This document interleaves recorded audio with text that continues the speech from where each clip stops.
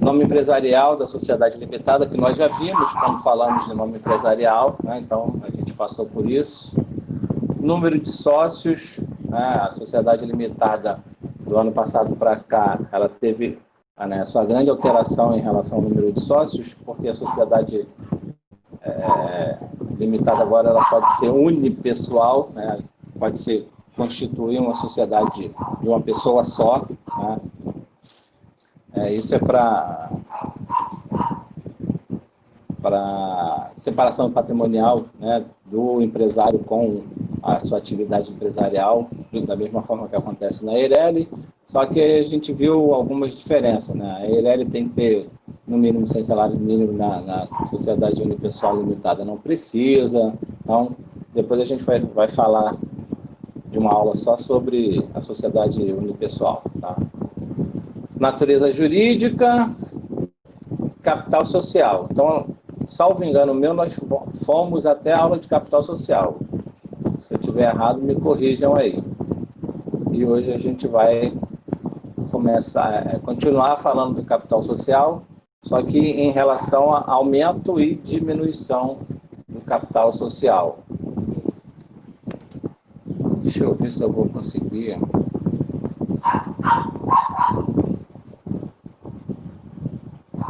Acho que eu sei porque o meu telefone estava travado.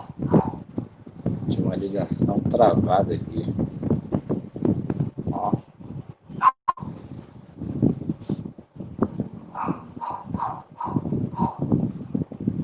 Vamos lá.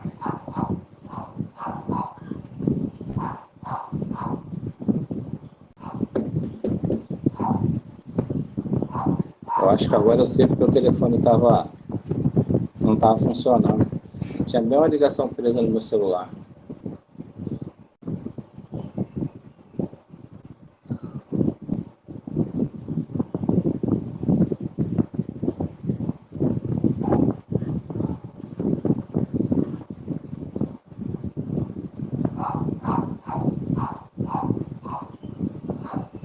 Isso.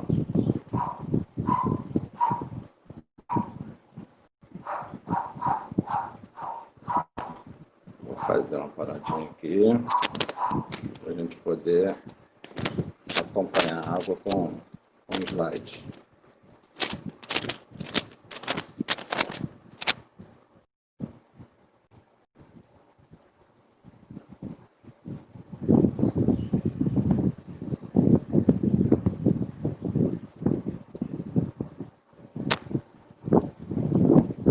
Vamos lá, eu vou dividir aqui o slide com vocês.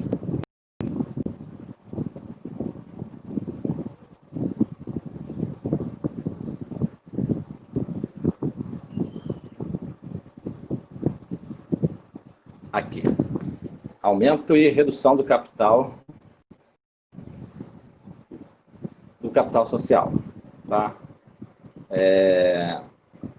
Eu vou começar pela redução, apesar de o aumento vir primeiro no código, né? Mas vamos começar pela redução. Acerca do capital social, o regramento da sociedade limitada foi mais detalhista que os da sociedade simples, né? Sociedade simples pura, prevendo expressamente a hipóteses de aumento e redução, tá? Entre os artigos 1081 a 1084. Então, o que a gente vai falar agora, vocês podem acompanhar, tá? Pelo Código Civil.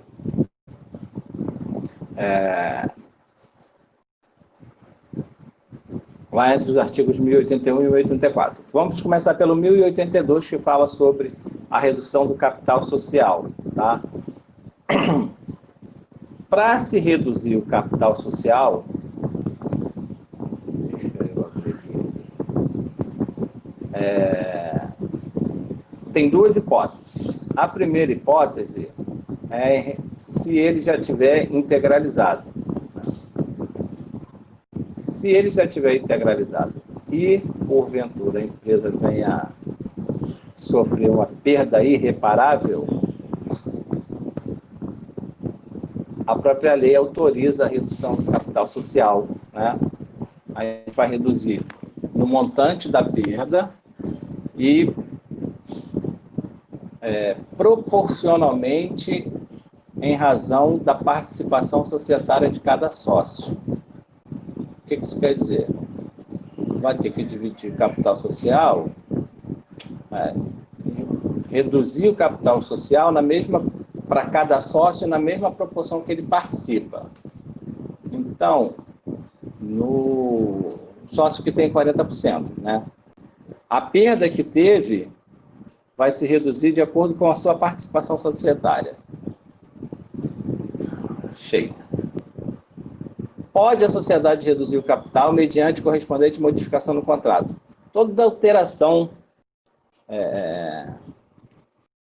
contratual, tá? Tem que ser discutida entre os sócios.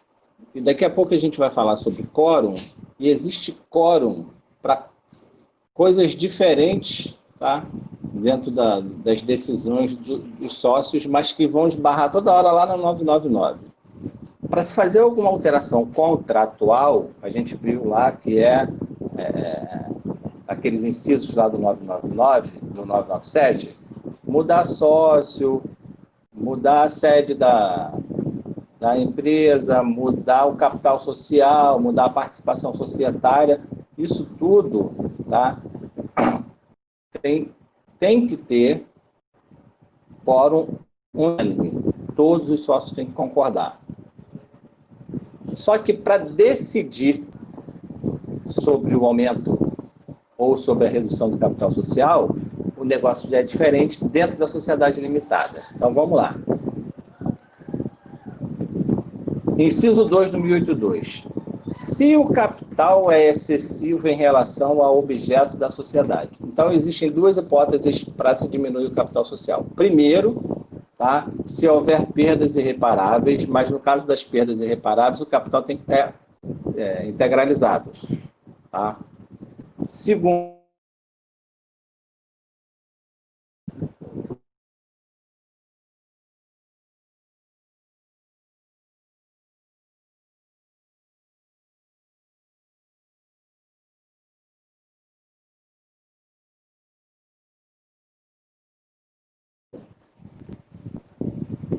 parou de novo o áudio? Depois que você falou segundo, ele deu uma travada. Voltou agora, professor. Então tá, vamos lá. Foi aí? Então, a exceção, né? O capital ser grande demais para a atividade que está sendo exercida, os sócios podem se reunir e resolver diminuir o capital social. Tá? Eles não precisam ter... E às vezes o capital social está depositado, está em dinheiro. Então, dinheiro em caixa que está parado, sem movimentação. Então, por exemplo, eles resolveram abrir sei lá, qualquer tipo de lanchonete ou uma prestação de serviço, uma pintura de automóvel, alguma coisa assim, abriram a sociedade com capital grande demais. Aí depois que começou a funcionar, eles viram que foi muito grande. Tá? Então, eles podem se reunir e resolver diminuir o capital social. Ligação. Por isso que aquela hora eu fiquei com o telefone travado.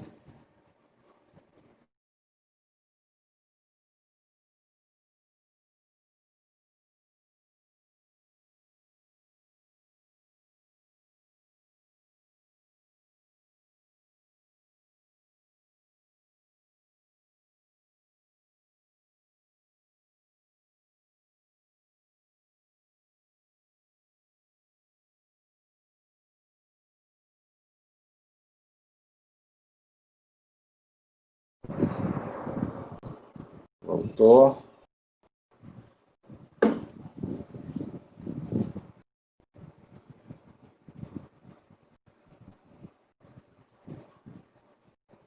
Hoje está difícil.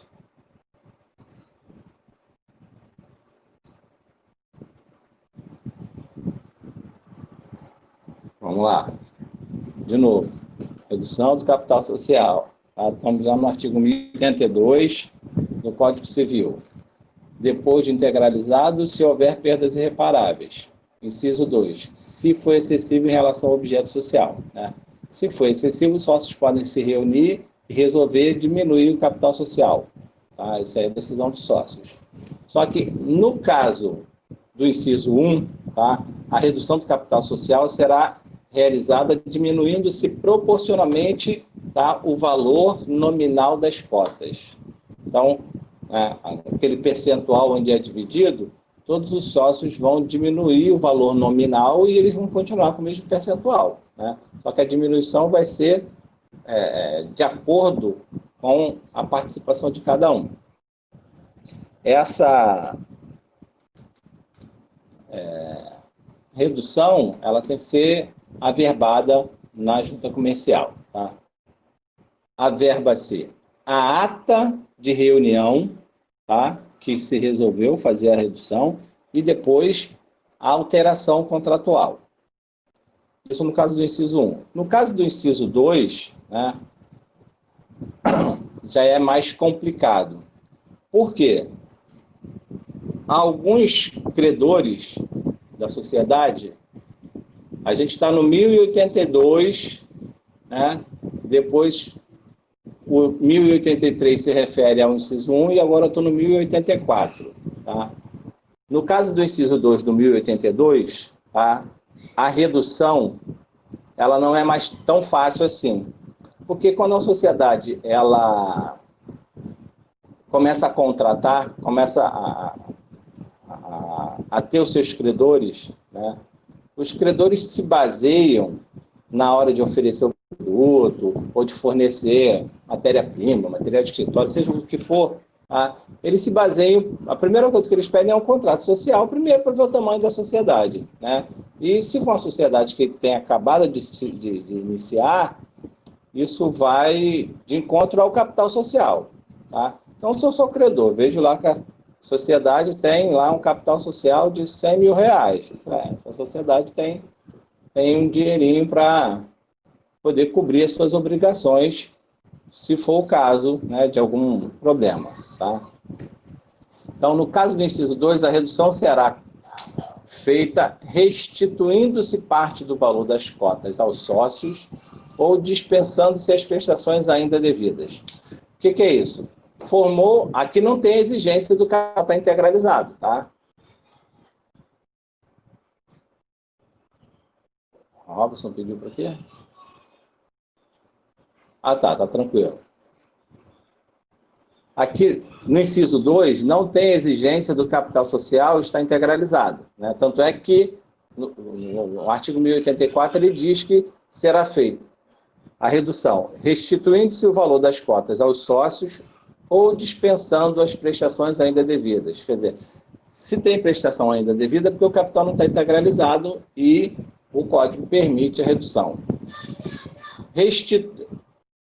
No caso de capital não integralizado por todos os sócios ainda, né, aquele que já integralizou, na hora de se fazer a redução, ele tem que pegar de volta, né, o que lhe é devido, de acordo com a proporcionalidade da redução, e aquele que ainda está pagando, né, vamos supor que faltariam 3 ou 4, né, mensalidades, prestações, como queiram, para ele integralizar a parte dele, ele chegou no montante onde, com a redução, ele não precisa mais. Então, dispensa-se, tá, as prestações que ainda viriam. Por quê? Está se fazendo a redução. Se feita a redução e ainda sobrar, devolve para ele o que sobrar. Tá? Então, restitui-se aos sócios, tá, o valor da redução, para todo mundo continue com o seu percentual e o capital social se diminua. Só que, está sendo parágrafo 1º do 1084. No prazo de 90 dias, contado da data da publicação da ata da Assembleia que aprova a redução, o credor quirografário, aquele credor sem garantia real, por título líquido anterior a essa data, poderá opor-se ao deliberado. Então, os sócios vão deliberar, resolver sobre a redução do capital social, e isso vai constar de uma ata. Tá? Uma decisão deles. Essa ata é assinada por todo mundo. Essa ata tem que ser publicada. Tá? Publicação da ata, da decisão dos sócios. Para quê? Para dar ciência aos credores, tá? E os credores têm 90 dias, tá? Para interpor, né, uma oposição. Mas não é qualquer credor. Tem que ser um credor quirografário que tenha um título líquido. Credor quirografário é aquele credor que não tem garantias, tá?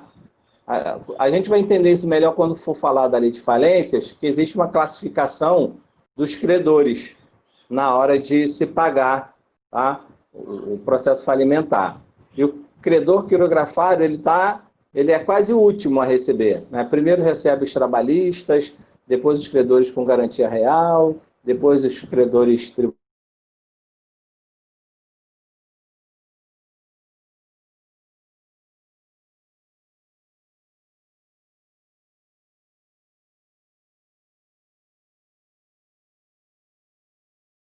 Que já tenha um título líquido. O que é um título líquido?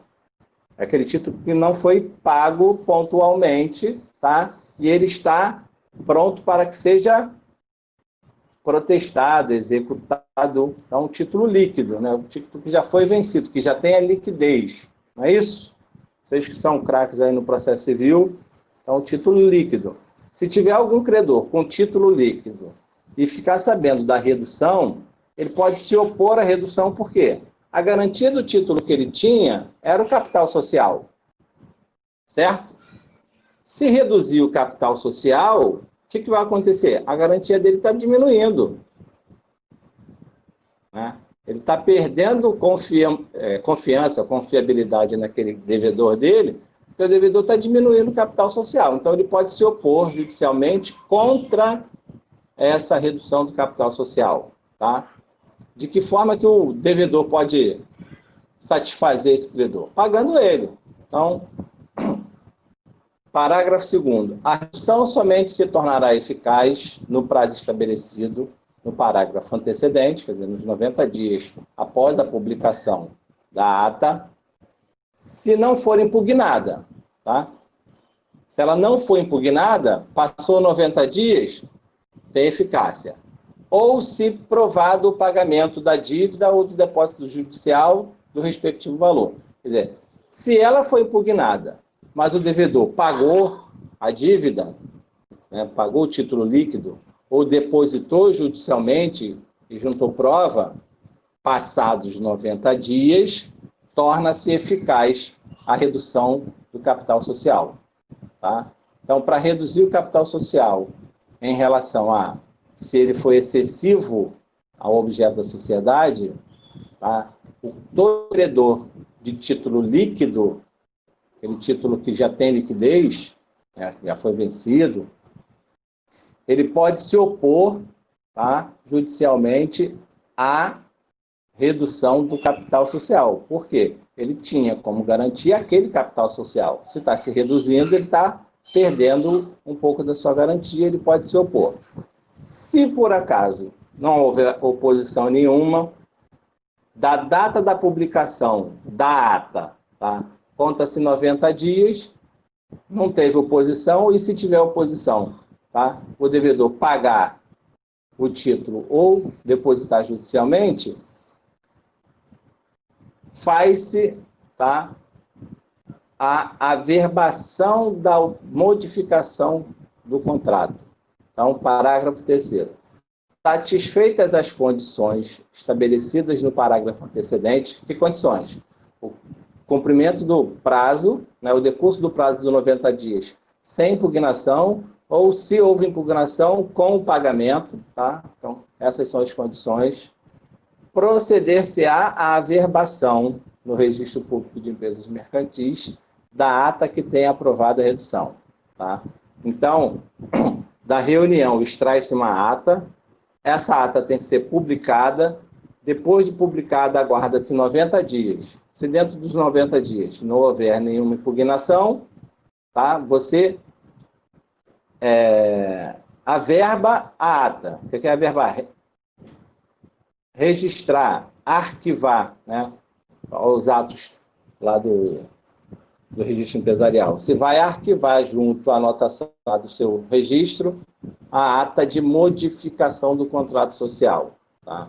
Então, a diminuição do capital social, ela geralmente é o que mais cai em prova, porque ela tem mais detalhes, porque o aumento é mais fácil, o aumento está no artigo só no 1081. Tá? Então, para reduzir o capital social, artigo 1082, mediante modificação contratual, tá? Então, lá na hora que a gente fala que a verba se a ata, tem que se averbar a ata e a alteração contratual, tá? Inciso 1, depois de integralizado, se houver perdas irreparáveis, claro, se é irreparável, você tem que diminuir o capital, e se o capital for demais para o objeto, você também pode diminuir. E aí segue todas as regras, tá?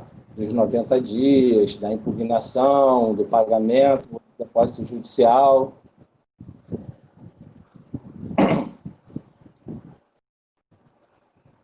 Tranquilo? Em relação aí à redução? Está no código, isso aí não tem muito mistério, não. Agora vamos falar lá do aumento. O aumento está no artigo 1081, tá? Tem 3 parágrafos também. Ressalvado o disposto em lei especial, integralizadas as cotas, então aqui ele já criou uma condição para o aumento de capital. Para eu aumentar o capital social em uma sociedade limitada, eu preciso que o capital social esteja integralizado. Tá?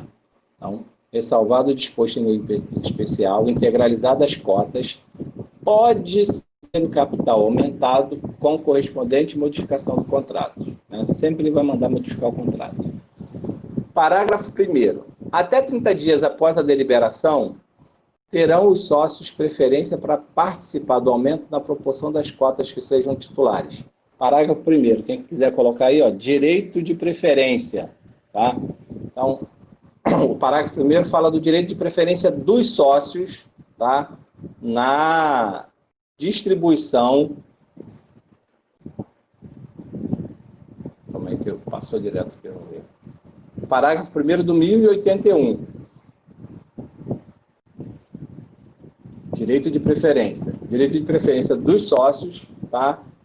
Na participação do aumento do capital. Então, a gente tem um capital de R$100.000, quer aumentar para 150. Desses 150, todos os sócios têm direito de preferência, tá? Na proporção que eles já participam da sociedade. Então, se um sócio tem 40% da sociedade, 40% do aumento também lhe é justo. Tá? Ele pode requerer ou não. Mas não, eu quero os 40% e vou continuar com o mesmo percentual. Tá? Isso é direito de preferência para todos eles. Então, cada um tem o seu direito de preferência na sua participação, tá? Na proporção das suas cotas. Parágrafo 2º. Cessão do direito de preferência. Tá? A gente não falou ainda lá no 1057, mas o sócio pode ceder sua cota para quem seja sócio ou não. Daqui a pouco a gente vai falar e entender melhor a cessão do direito de preferência. Tá? Aí eu volto nisso aqui. Parágrafo 2º. Então, parágrafo 1º é o direito de preferência, parágrafo 2º é a cessão do direito de preferência de acordo com a cessão de cotas. Igual cessão de cotas. Né? Aplica-se o que está lá no artigo 1057. E parágrafo 3º, decorrido o prazo de preferência, 30 dias, né, 30 dias a contar de quê? A contar da deliberação, a contar da resolução, né, da decisão que eles tomaram de aumentar o capital social. Decorrido o prazo de preferência e assumida pelo sócio ou por terceiros a totalidade do aumento, haverá reunião ou assembleia de sócios para que seja aprovada a modificação. Tá? Então, depois que primeiro tem uma deliberação, né, para se decidir que vai aumentar. Decidiu? Tá, vamos aumentar em quanto? Em tanto. De que forma? Ó, vai ser proporcional do jeito que a lei, né, diz. Vamos utilizar aí o direito de preferência, quem quiser Quem não quiser usar o direito de preferência, a gente pode... Aí a gente vai se socorrer lá do artigo 1057, que a gente já vai falar nele. Passado esse prazo, a gente vai lá para o parágrafo 3º, tá? Haverá uma outra reunião, ou uma assembleia, para que seja feito, né, a modificação contratual, determinando do aumento de capital, para quem vai, quem é, quem não é, quem é o participante, tá? Então, são 2 reuniões, uma para se decidir o aumento e a outra para fazer a ratificação, a modificação contratual. Tranquilo? Então, em relação ao aumento e a diminuição do capital social, está aí entre os artigos 1081 e 1084. Está tudo aí, não tem muito o que fazer, a não ser, né, o que a gente tem que se socorrer lá no 1037, que a gente vai falar já já. Cada sócio pode possuir uma ou mais cotas, mas nada impede que uma única cota pertença em condomínio a mais de uma pessoa. Quando a gente divide o capital social em cotas, né, quem vai decidir o tamanho de cada cota são os sócios. Então, uma sociedade que tenha 100 mil reais de capital social, a gente pode dividir o capital social em 100 mil cotas de R$1, a gente pode dividir o capital social em 10 cotas de 10 mil reais. Então, vamos usar esse exemplo aí das 10 cotas de 10 mil reais. Tá? Serão 10 cotas. Uma cota de 10 mil reais, às vezes, é uma cota muito alta, né, para um sócio só. E ele resolve chamar, né, mais umas 2 ou 3 pessoas para dividir com ele essa cota. Aí ele chama a mãe, a sogra, o cunhado, e cada um vai dar R$2.500, eles vão ser sócios em condomínio de uma cota. Tá? A cota vale, cada cota vai ter um voto. Então, essas 4 pessoas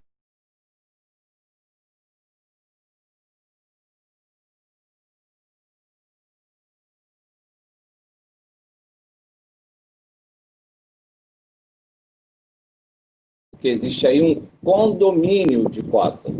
Várias pessoas, tá, são donas de uma única cota, já que a cota é indivisível. Você não pode dividir a cota, tá, justamente por causa dos direitos inerentes a ela. Direito de voto, direito de atenção, direito de preferência, né, tem um monte de direito inerente à cota. Então, você não tem como dividir, subdividir a cota. O máximo que dá para fazer é um condomínio, tá, de pessoas que são donas daquela cota. E eles resolvem lá quem vai ser o representante vai sempre falar em nome deles. Tá? O exercício dos direitos desse condomínio é feito por um condomínio só, tá? Por uma pessoa. Mas todos eles respondem solidariamente, tá, pelas prestações necessárias à integralização do capital social.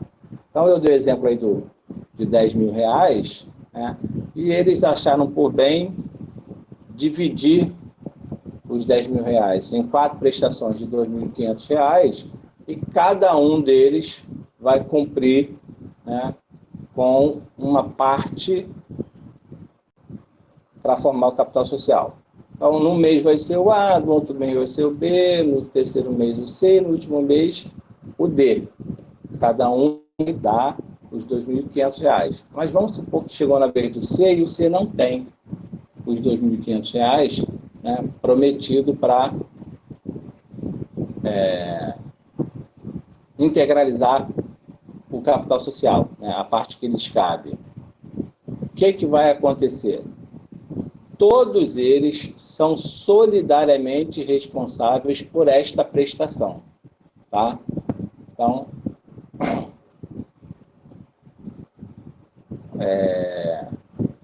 na hora de integralizar o capital, já que é um condomínio, todos vão ser responsáveis pela prestação da integralização do capital social. Tá?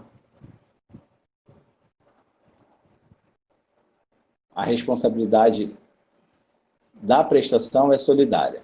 Eles só têm direito a um voto, eles só têm uma cota, mas é como se fosse um sócio só. É um condomínio, mas como se fosse, eles representam um sócio. Então, esse sócio é responsável pelas prestações.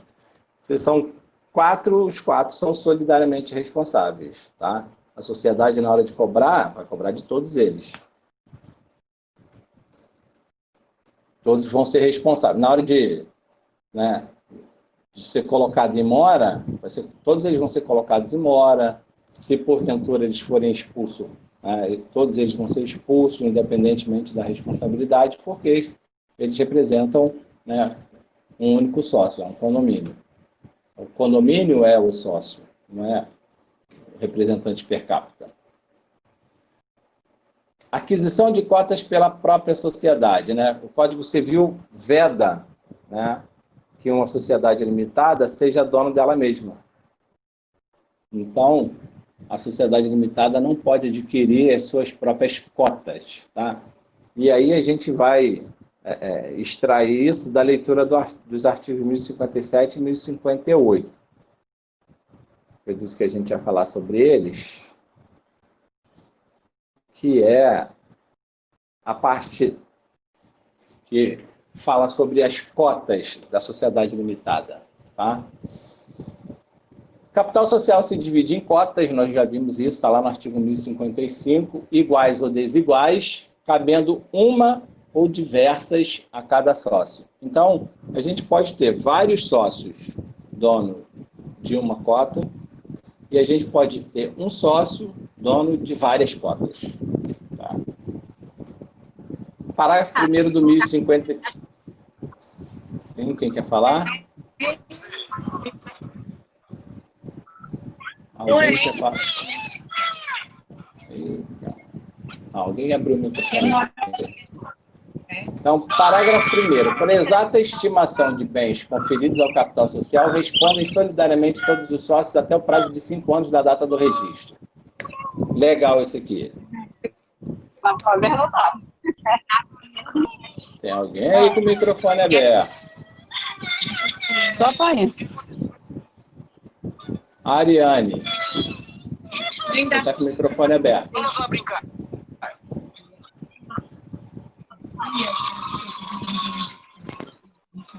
Ariane, você está com o microfone aberto.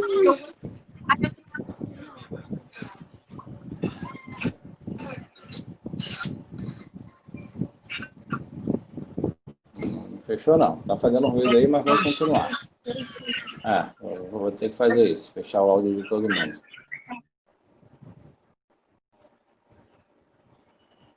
Pronto, melhor assim. Então, vamos lá.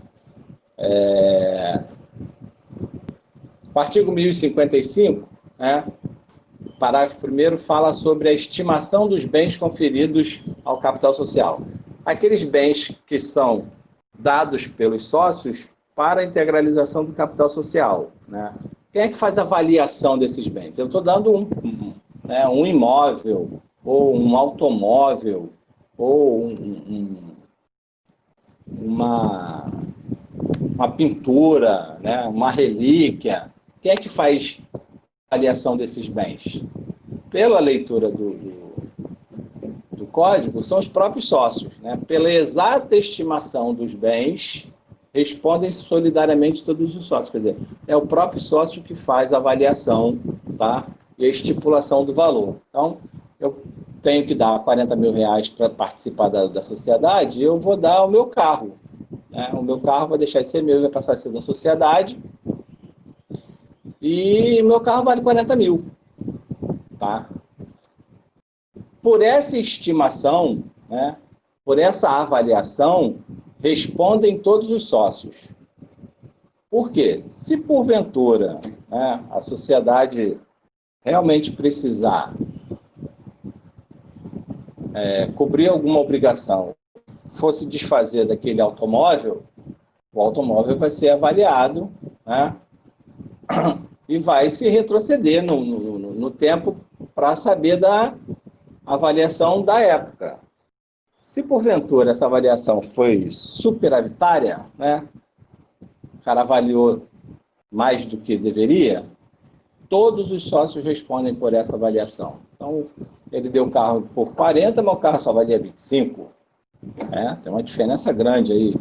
Então, sob essa diferença, todos os sócios respondem solidariamente. Por quê?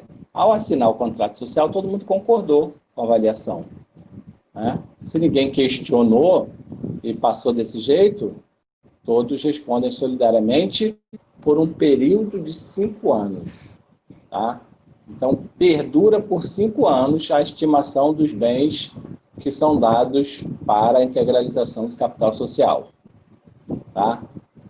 Então, a responsabilidade dos sócios pela avaliação dos bens, ela é de 5 anos. A gente vai ver que na sociedade anônima é diferente isso aí. Não é o próprio sócio que faz, não. Você me complicou agora. Tirei o óculos, embaçou tudo e você escreveu. Mas com o passar do tempo, o carro desvaloriza e como é feita a avaliação retroativa. Vamos supor que passaram-se 4 anos. Tem alguém de contabilidade aí? Alguém da área contábil? Né? Todos os bens, eles são depreciados. Né? Existe depreciação de bens para ser feito balanço financeiro, balanço patrimonial. Tá? E a depreciação é feita justamente pelo valor que o bem tem. Tá? E esse valor geralmente é estimado pelo valor de mercado. Né? Se o valor de mercado de um bem de um ano para o outro vai quase que reduzir pela metade o seu valor, com certeza esse bem foi estimado de forma errada, tá? Equivocada. E por essa estimação os sócios respondem. Entendeu? Conseguiu entender aí o que é a depreciação? O pessoal da área de contabilidade sabe melhor isso. É como estimativa de patrimônio e imposto de renda? Não. O imposto de renda é diferente. A depreciação é feita anualmente, sim. Tá? É feita a cada balanço. Tá? Tem que se fazer a depreciação dos bens. Tá? Mas o imposto de renda é um pouco diferente. Depois a gente fala sobre esse assunto. O imposto de renda ele não quer saber do valor do seu bem. Você pode ter o bem no valor que for. Ele quer saber quanto que você ganhou durante o ano. Então, vamos lá. Pessoal que nem eu, né? Comprei um apartamento alguns anos atrás. Então, o imposto de renda, ele está pouco se lixando se o meu imóvel, ele aumentou ou diminuiu de valor de mercado. Tá?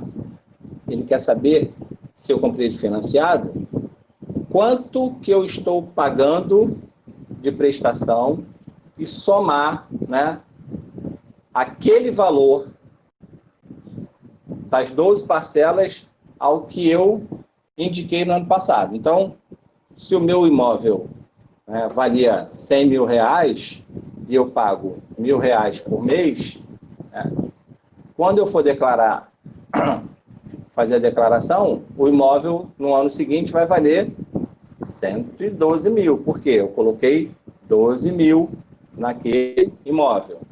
No ano seguinte, mais 12 mil. Mas isso não é para calcular o valor do imóvel. Tá? Isso é para calcular quanto você está ganhando. Porque você gastou 12 mil com a prestação do imóvel, gastou mais 600 na prestação do carro, gastou mais tanto de plano de saúde, mais tanto de colégio, mais tanto disso, mais tanto daquilo, tá? E ele quer somar quanto você ganhou, para saber se você está fazendo a declaração certa, tá? Se você está descontando 27,5%, 22%, 15%, 7,5%. Então, o imposto de renda, ele quer saber quanto você ganhou. Ele não quer saber se o imóvel valorizou ou desvalorizou. Aqui, não. Quando a gente está falando aqui de estimação, né, quando você vai fazer a depreciação de um bem, a depreciação é feita pelo preço de mercado. Se, né, o preço de mercado encolheu 5%, a depreciação tem que ser 5% mais em cima do preço de mercado, não do preço da estimação que você deu, que era muito alta. Senão, realmente isso vai dar problema, tá? Mas isso é o que está na lei, tá? Então, o cerne da questão aqui é a responsabilidade solidária pela estimação e o tempo, que são de 5 anos, tá? Isso pode acontecer, tá? De a sociedade precisar se desfazer de um bem e essa diferença no valor pode prejudicar a empresa. Parágrafo 2º, é vedada a contribuição que existe em prestação de serviços. Eu já tinha falado isso, né, que a sociedade limitada não aceita sócio, tá, em relação que só preste serviço, ele tem que contribuir com o capital social. A cota é indivisível em relação à sociedade, já falamos sobre isso, está no artigo 1056. Condomínio de cota, parágrafo 1º do 1056. Sem prejuízo do disposto do 1052, o condômino de cota indivisível responde solidariamente. Também já falamos aqui da responsabilidade solidária dos condôminos de cota. 1057. Na omissão do contrato, o sócio pode ceder sua cota, total ou parcialmente. Eu vou ler tudo e depois eu explico. Total ou parcialmente, a quem seja sócio, independentemente de audiência dos outros, ou a estranho, se não houver oposição de titulares de mais de 1/4 do capital social. O que esse artigo quer dizer? Quer dizer que é aquele artigo que diz que o sócio não precisa, né, não é obrigado a manter-se associado, né, lá do artigo 50, inciso 20. Ninguém é obrigado a associar-se ou manter-se associado. Então, se o contrato não dispuser sobre, tá, as cotas ou a cessão de cotas de cada sócio, a gente vai aplicar o que está aqui. Tá? Então, não tem nada no contrato, vamos ver o que está aqui. O sócio pode ceder sua cota na totalidade ou parcialmente. Né? Eu só tenho 10%, quero sair da sociedade, estou cedendo meus 10%. Eu tenho 20%, mas quero ficar só com a metade, né? Está complicado, quero ceder 10% da minha participação societária. Então, ele pode ceder total ou parcial. Ele pode ceder a quem seja sócio ou a estranho. Né? É o que o artigo diz. A quem seja sócio, independente de audiência dos outros. Então, na sociedade onde tenha 5 sócios, o sócio que quer sair, ele pode escolher qualquer um, tá? E fechar o negócio sem precisar falar com os outros. Isso não é decisão que tem que ser tomada em reunião. Tá? Claro, se a gente está falando de uma sociedade de 5 pessoas, tem que ter, todo mundo tem que ter liberdade para fazer isso. Mas o que o artigo diz é que não precisa da audiência dos outros. Eu não preciso comunicar aos outros que eu estou cedendo a minha parte para, né, o sócio A. Ou o sócio A quer me perguntou se eu quero vender, eu falei que ia vender sim e vendi para ele. Não precisamos comunicar aos outros, tá?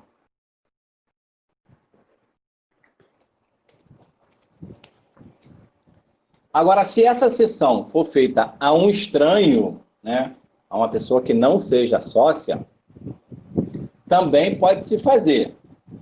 Se não houver oposição, tá, a essa cessão de cotas, a mais de titulares de mais de 1/4 do capital social. Então, vamos lá. Eu, ao invés de oferecer minhas cotas para um sócio, eu ofereci para um estranho, para uma pessoa que não é sócia, a um terceiro. Se não houver oposição, essa sociedade vai adquirir um sócio que eles nem conhecem. Tá? Geralmente, se opõe a isso. Tá? Essa oposição tem que ser de mais de 1/4 do capital social. Então, os sócios que tem mais de um quarto capital social se opuserem, aí sim isso vai ser decidido numa reunião, tá? Reunião de sócios. Parágrafo único, a cessão terá eficácia quanto à sociedade, terceiros, inclusive para fins do parágrafo único do 1003, a partir da averbação do respectivo instrumento subscrito pelos sócios anuentes. Então, vamos lá. Estou cedendo minhas cotas, seja para um sócio, seja para um terceiro, tá? Isso só vai ter eficácia depois de se averbar a modificação contratual, se averbar o respectivo instrumento, né? Subscrito pelos sócios anuentes, subscrito por todos os sócios, aqueles que consentiram. E aqui, eu não sei se ainda está ali, depois a gente vai falar sobre isso. Algumas decisões de sócios na sociedade limitada, elas são tomadas por 3/4 do capital, por isso que fala de anuentes aqui, que pode ter algum voto vencido. 1058. Não integralizada a cota do sócio remisso, de novo sócio remisso, os outros sócios podem, sem prejuízo no disposto do 1004, seu parágrafo único, tomá-la para si ou transferi-la a terceiros, excluindo o primitivo titular e devolvendo-lhe o que houver pago, deduzidos os juros da mora, prestações estabelecidas no contrato, mais as despesas, né? A gente já viu a exclusão de sócio quando falou de sociedade simples, lá no artigo 1004. É isso? Sócios são obrigados, na forma verificada a mora, poderá a maioria dos sócios preferir a indenização, exclusão ou reduzir a cota. Aqui, no 1057, né, se ressalva essa ideia de fazer o sócio pagar pelo prejuízo ou excluir ele da sociedade ou, né, fazer a indenização.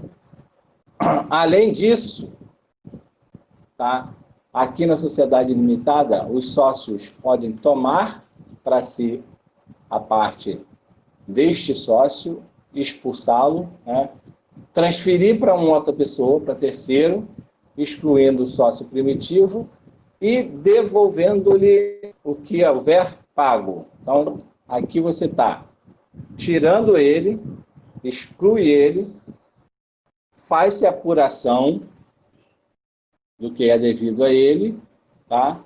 E, se sobrar alguma coisa, dá a ele. Por quê? Desta apuração, você tem que tirar os prejuízos causados, as prestações estabelecidas, as despesas de tudo isso e o que sobrar dele, tá? Então, da leitura desses artigos, a gente entende que a sociedade não pode ser dona de si mesma, não pode ser dona de suas cotas, tá? 1059, só são obrigados à reposição dos lucros das quantias retiradas a qualquer título, ainda que autorizados pelo contrato, quando tais lucros ou quantias se distribuírem como prejuízo de capital. Depois a gente volta nisso. Então, sessão de cotas já foi. Ah, tá. Importante aqui. Eu não vi no artigo. Seguindo o que nós vimos lá na sociedade simples, tá? O sócio que cedeu suas cotas para outro sócio, para terceiro, né, ele fica quanto tempo responsável solidariamente com o concessionário? 2 anos, tá? Então, aqui a gente usa subsidiariamente as normas lá da sociedade simples e a responsabilidade do sócio que está saindo da sociedade, ela perdura por 2 anos depois da cessão por todos os atos praticados enquanto ele era sócio, tá? Bom, é a mesma responsabilidade.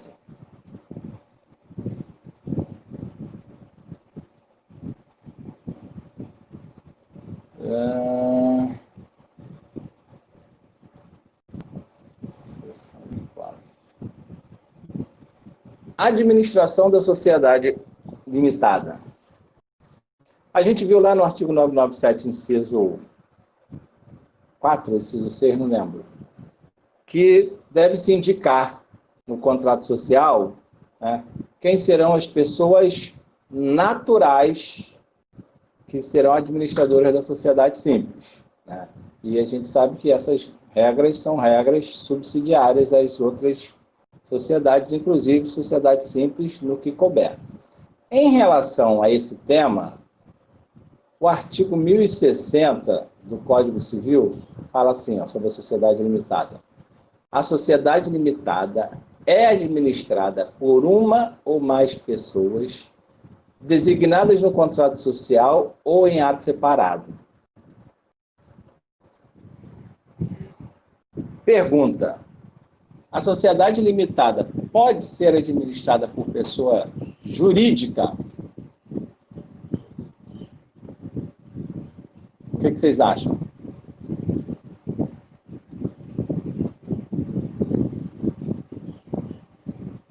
Pode ou não pode?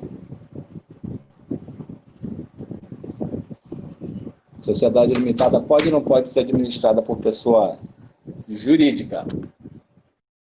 Alguém aí se habilita?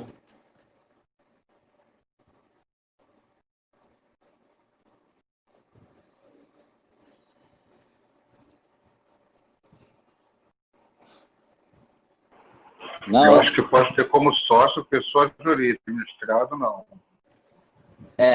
Essa é uma grande discussão doutrinária, tá? O artigo 1060 não exclui a pessoa jurídica. Ele diz que a sociedade limitada é administrada por uma ou mais pessoas, né? Diferente lá na sociedade simples, que põe pessoa natural, tá? Então, alguns doutrinadores dizem que esse código, esse dispositivo não exclui a sociedade empresária da administração de uma sociedade limitada, tá? É difícil ver, tá? Matéria controvertida, mas alguns entendem que a sociedade limitada, com esse artigo 1060, não excluiu a possibilidade da sociedade ser administrada por uma pessoa jurídica, tá?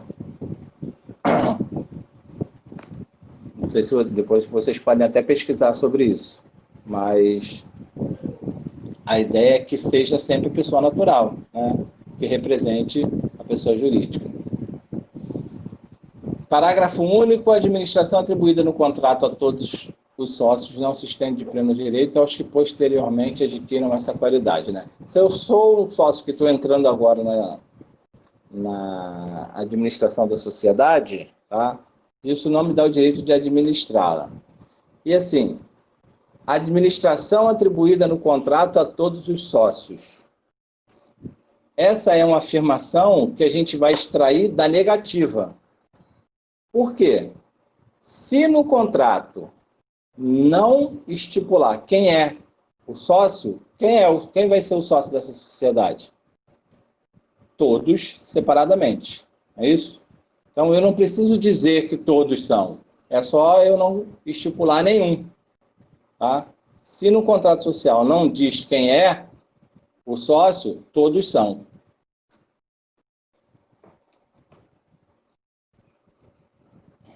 Na prática, acontece uma pessoa jurídica administrando uma sociedade limitada?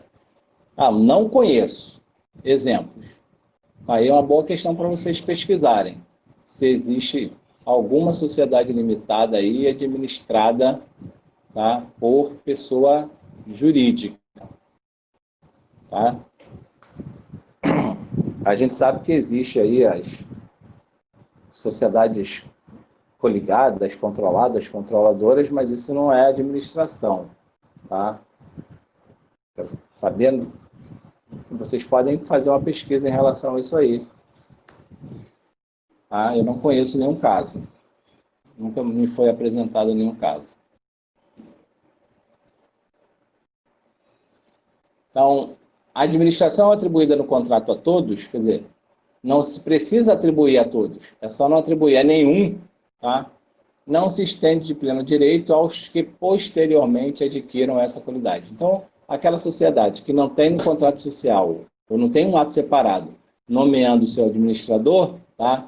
Não dá o direito ao sócio novo de administrar a sociedade. É o que está aí no parágrafo único do artigo 1060.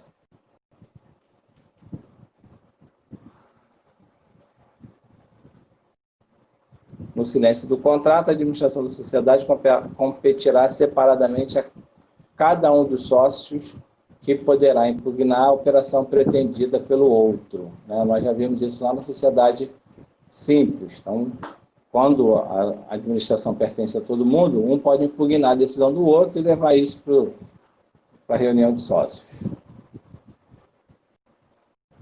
Podem também optar pela administração conjunta, né? É mais de um administrador, e geralmente, né, a gente tem lá os diretores comerciais, diretores financeiros, diretores da área de administração, esse tipo de coisa. Os atos de competência conjunta devem estar definidos no contrato social. Então, se a administração for conjunta, tem que ter os poderes de cada um nessa administração. De pleno direito a gente já falou.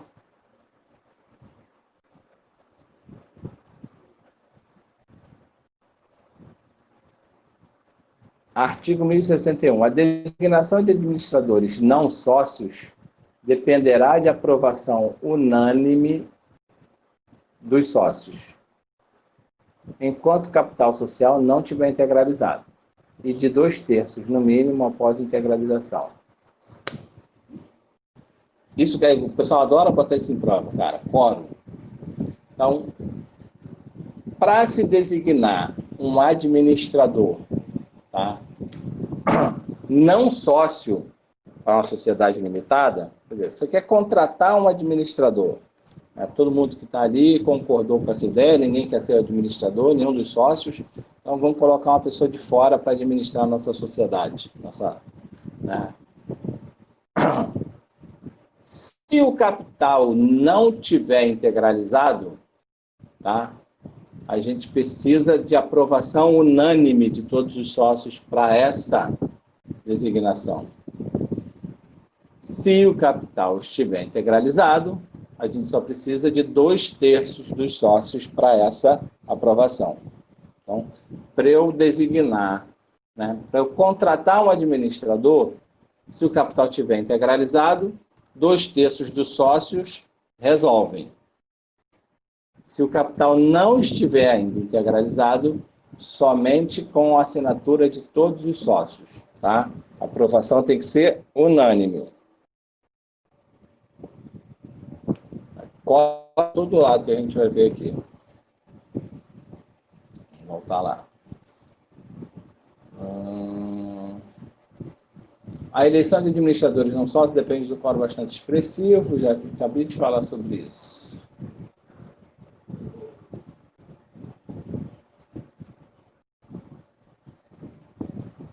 Alteração no contrato social. Isso aqui é questão complicada, você vai parar no judiciário toda hora. Só para a gente fechar isso aqui. Na sociedade simples pura, vimos que a alteração contratual muitas vezes dependerá de aprovação unânime, né? Está lá no artigo 999, em relação aos itens do 997.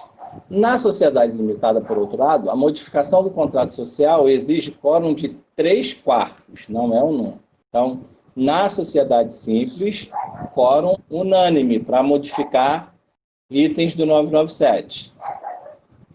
Na sociedade limitada, 3/4 do capital para fazer alteração contratual. Então, seguindo lá a regra do 997. Na sociedade limitada não é unânime, 3/4 do capital.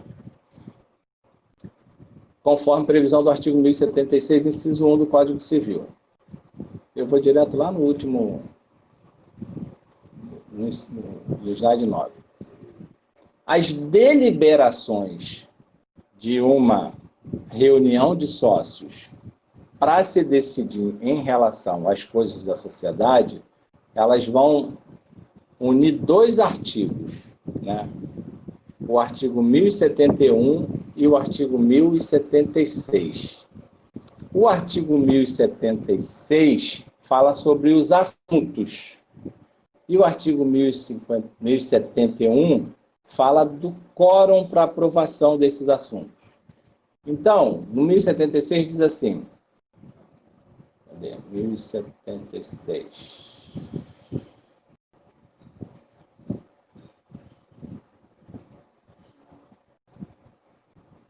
Não, desculpa, é o contrário. No artigo 1071. Dependem da deliberação dos sócios, além de outras matérias indicadas na lei ou no contrato. Então, aqui são assuntos onde, né, os sócios vão deliberar, vão decidir sobre a aprovação das contas do administrador, vão decidir sobre a designação de administradores, quando feito em ata separado, né?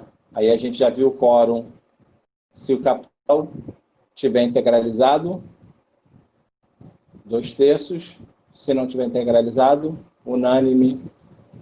A destituição de administradores, tópico 1.2.8, dá onde isso? Entendi.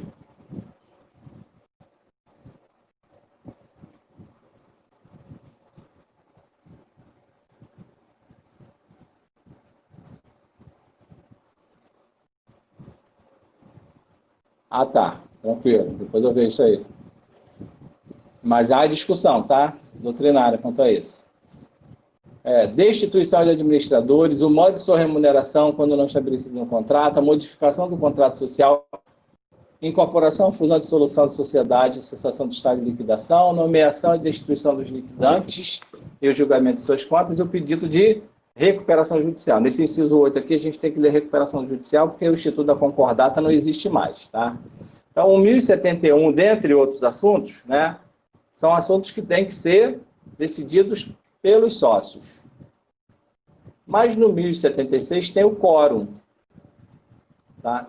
Então, na reunião de sócios, para a aprovação das contas, que é o inciso 1 do 1071, o 1076 diz que a maioria dos presentes na reunião ou na assembleia aprova a conta. Então, montou-se a reunião ou a assembleia, aprova-se as contas do administrador pela maioria dos presentes. A designação de administradores quando feita em ato separado. Olha só como é que as coisas confundem.